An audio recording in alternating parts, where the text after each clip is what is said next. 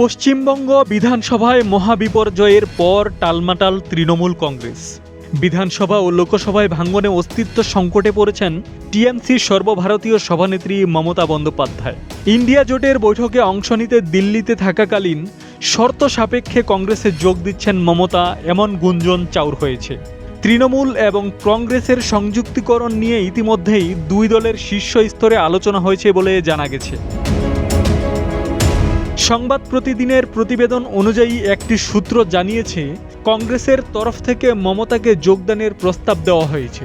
যদি কংগ্রেসের শীর্ষ নেতৃত্ব চরম দুঃসময়ে মমতাকে গ্রহণ করে, তাহলে রাজ্যের নেতৃত্ব কি আদৌ সেই সিদ্ধান্ত মানবে, এমন প্রশ্ন উঠেছে। রাজ্যের কংগ্রেস কর্মীরা এতদিন তৃণমূলের দ্বারা অত্যাচারিত, তারা মমতা বন্দ্যোপাধ্যায়কে নেত্রী হিসেবে মানবেন? এ প্রশ্নে দ্বিধাবিভক্ত পশ্চিমবঙ্গ কংগ্রেস নেতৃত্ব। প্রদেশের একটা অংশ মনে করছেন, মমতাকে দলে নেয়ার বা এই পরবর্তীত পরিস্থিতিতে তৃণমূল সুপ্রিমোর হাত ধরার কোনো প্রশ্নই ওঠে না। এই সময় মমতাকে সঙ্গে নেওয়ার অর্থ তৃণমূলের 15 বছরের দুর্নীতি অপশাসনের দায় নিজেদের গায়ে মাখা।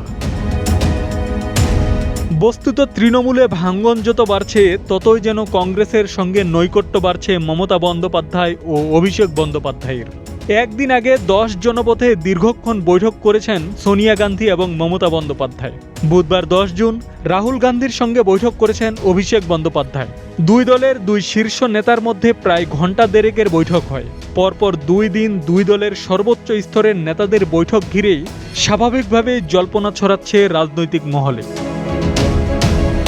আব্দুস সালাম, প্রজন্ম 24।